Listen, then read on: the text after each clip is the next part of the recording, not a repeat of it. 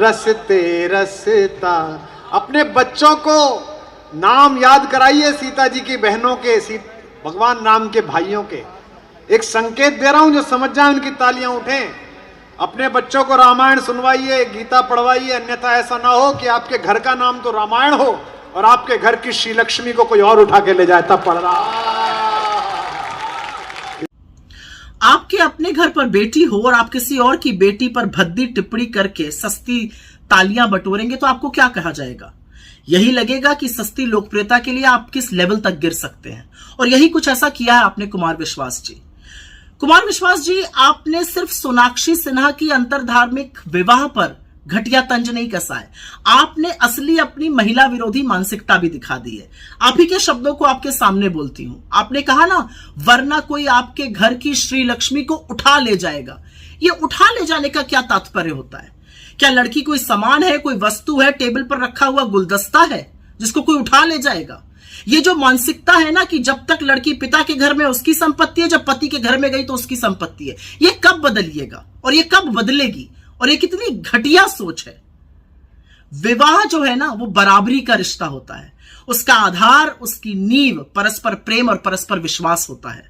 2024 के भारत में एक लड़की ने अपनी मर्जी से शादी कर ली तो आप उसकी परवरिश पर सवाल उठाने लगे। मतलब 2024 के भारत में एक लड़की को यह हक की आजादी नहीं है कि वो जिसको चाहे उससे शादी कर सके। अब कौन क्या खाएगा, कहां रहेगा, क्या पहनेगा, किसको पूजेगा, किससे प्यार करेगा, किससे शादी करेगा, इसका निर्णय भी धर्म के स्वयंभू ठेकेदार करेंगे।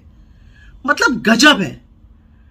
और एक चीज मुझे बड़ी अजीब लगती है, मेरा अपना मानना है कि परवरिश का सवाल तो तब भी नहीं उठना चाहिए अगर किसी के बाउंसर एक संभ्रांत डॉक्टर को पीट दे, क्योंकि ये परवरिश की कमी नहीं है, ये उस व्यक्ति की कमी है जिसका स्टाफ उसके सामने ऐसी हिमाकत करता है। खैर, आपके सर्टिफिकेट की मुझे तो नहीं लगता कि शत्रुघ्न सिन्हा जी को या सोनाक्षी, उनकी जो बड़ी कामयाब बेटी है, उसको कोई जरूरत है। लेकिन 17 साल अपनी उम्र से छोटी लड़की पर इस तरह का तंज कसकर आपने अपनी छोटी मानसिकता दिखा दी।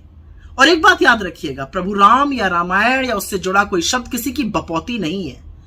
आप तो लोगों को रामायण और गीता पढ़ने की सीख देते हैं और आप ही सोनाक्षी सिन्हा के पति के धर्म से नफरत करने में इतने मशगूल हो गए कि रामायण के मूलभूत को ही भूल गए। आप भूल गए कि रामायण में कितना मधुर अंकित है, सब नर करहि परस्पर प्रीति, चलहि स्वधर्म निरत श्रुत नीति। अगर आप रामायण का वाकई में अध्ययन करते तो प्रेम को जरूर समझते, आपसी सौहार्द को जरूर समझते, इस तरह की नफरती बात नहीं करते। खैर, आपके अंदर रामकथा वाचक बनने की बहुत लालसा है और होनी भी चाहिए, कोई गलत बात नहीं है इसमें।